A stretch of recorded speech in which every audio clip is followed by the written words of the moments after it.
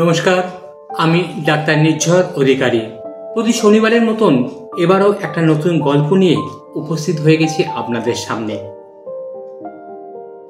একদিন এক গুরুগৃহে অনেক শিষ্য আর শিক্ষালাভ করছিল। সন্ন্যাসী গুরু দীর্ঘদিন যত্ন করে আর ন্যায় শাস্ত্র, নীতিশাস্ত্র, আদর্শ জীবনশৈলী এরকম ধরনের পাঠ দিতেন ছাত্রদের।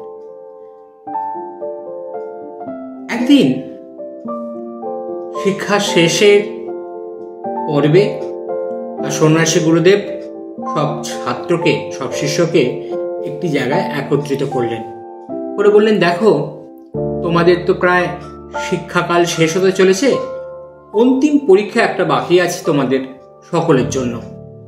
বলে দূরে একটা পাহাড় দেখে বললেন, দেখো, ওই যে দূরে পাহাড়টা দেখছো, তোমরা সকলে এই উঁচু নিচু পার্বত্য পথ পেরিয়ে নদী খাল ডিঙিয়ে গিয়ে ওই পাহাড়ের চূড়ায় উঠবে। চূড়াতে একটা গুহা রয়েছে, সেই গুহার এক প্রান্ত দিয়ে প্রবেশ করে অন্য প্রান্ত দিয়ে আমার কাছে ফিরে আসবে। এই পরীক্ষায় সফল হলেই তোমাদের শিক্ষা দান আর পর্বটি শেষ হয়ে যাবে। গুরুদেবের কথা মতোই সকলে দ্রুত রওনা হয়ে গেল আর ওই পাহাড়ের উদ্দেশ্যে। কে কত দ্রুত ওই পথ অতিক্রম করে আবার গুরুদেবের কাছে ফিরে আসতে পারে, সেই তৎপরতা সবার চোখে মুখে। গুরুদেব এই দেখে খুবই প্রসন্ন হলেন। ওরাও এগিয়ে চলল পাহাড়ের উদ্দেশ্যে। উঁচু নিচু খানা খন্দ পাহাড়ি পথ ধরে আর সবাই এগোতে থাকলো। সর্বপ্রথম ওই পাহাড়ের চূড়ায় পৌঁছে গেল এক ব্রাহ্মণ সন্তান। পাহাড়ের গুহার মধ্যে এক গাঢ় অন্ধকার অপেক্ষা করছিল। সেই অন্ধকারের মধ্যে প্রবেশ করতেই ওই ব্রাহ্মণ সন্তানটির পায়ে কিছু ধারালো পাথর ফুটে গেল। এই ধারালো পাথর যত এগোচ্ছে তত যেন বাড়ছে। তখন ওই ব্রাহ্মণ সন্তান তৎপর হয়ে গেল ওই তীক্ষ্ণ পাথরের টুকরোগুলোকে কুড়িয়ে নেওয়ার জন্য, যাতে অন্য যে গুরুদেবের শিষ্যরা আসবেন তাদের যেন পায়ে এরকম আঘাত না লাগে। এইভাবে আর তীক্ষ্ণ পাথরগুলোকে তৎপরভাবে হাতে করে কোড়াতে শুরু করে দিলেন। প্রায় সব পাথর কুড়িয়ে ফেলেছেন।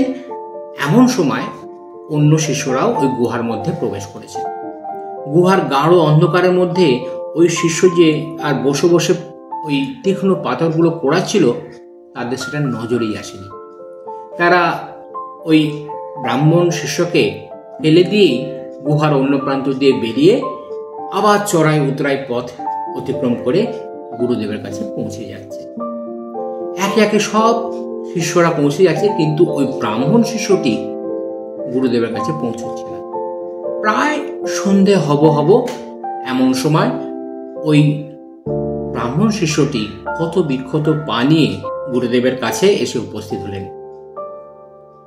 গুরুদেব সবাইকে একত্রিত করলেন এবং সবার পথের অভিজ্ঞতা জানার জন্য বলতে থাকলেন। একে একে সবাই পথের কঠিন পরিস্থিতির কথা বর্ণনা করতে থাকলেন। কেউ বলল, দ্রুত যেতে গিয়ে হোঁচট খেয়েছি। কেউ বলল, নদীর পাশ দিয়ে যেতে গিয়ে স্লিপ খেয়ে নদীতে পড়ে গেছি। কেউ বলল, পাথরের ঠক্কর খেয়েছি। এরকম নানা প্রতিকূলতার কথা সবাই জানাতে থাকলো। সবশেষে গুরুদেব ওই ব্রাহ্মণ সন্তানকে জিজ্ঞেস করল, তোমার কি প্রতিকূলতা হলো? এত দেরি কেন হলো তোমার?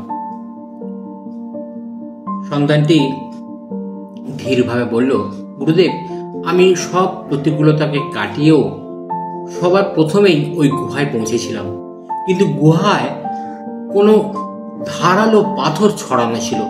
সেই পাথরগুলোই যাতে অন্য শিষ্যের পা কেটে না যায়, অন্য গুরু ভাইরা যেন আহত না হয়, তাই আমি ওই পাথরগুলো পোড়াতে ব্যস্ত হয়ে গেছিলাম। আমার সেই পাথরগুলোকে কুড়িয়ে আর আপনার কাছে আসতেই এত দেরি হয়ে গেল। গুরুদেব সব শুনে ওই পাথরগুলো দেখতে চাইলেন। তখন ওই ব্রাহ্মণ সন্তানটি তার আর ধুতির কোচরে রাখা ওই পাথরগুলো বার করে গুরুদেবের হাতে দিলেন।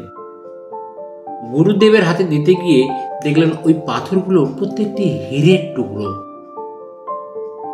গুরুদেব মৃদু হেসে বললেন, এই হীরের টুকরোগুলো আমি ওই গুহাতে ছড়িয়ে রেখেছিলাম। গুরুদেব আরো বললেন, দেখো তোমরা যে এই পথ অতিক্রম করলেন, এটাই হচ্ছে আমাদের জীবন পথ। আমাদের জীবন পথ কখনো কিন্তু মসৃণ নয়, কখনো হোঁচট খাবে, কখনো পিছলে পড়বে, কখনো দ্রুত চলতে গিয়ে হোঁচট খাবে, কিন্তু থামলে চলবে না। এই পথ দিয়েই আমাদের অতিক্রম করতে হবে জীবনকে। কিন্তু এই জীবন অতিক্রম করতে করতে যখনই অন্যের জন্য চিন্তা মাথায় আসবে, তখনই এই হিরে উপহার হিসেবে পাবে। তাই জীবন প্রতিকূল মুহূর্ত আসতেই থাকবে, নানা বাধা বিপত্তি চলতেই থাকবে। তার মধ্যেও অন্যের জন্য যখন চিন্তা আমাদের বাড়তে থাকবে, তখনই আমাদের জীবন আরো সুন্দর হয়ে উঠবে। আজ এই পর্যন্তই। সকলে ভালো থাকুন, সুস্থ থাকুন, অন্যের মঙ্গলের কথা চিন্তা করতে থাকুন। নমস্কার।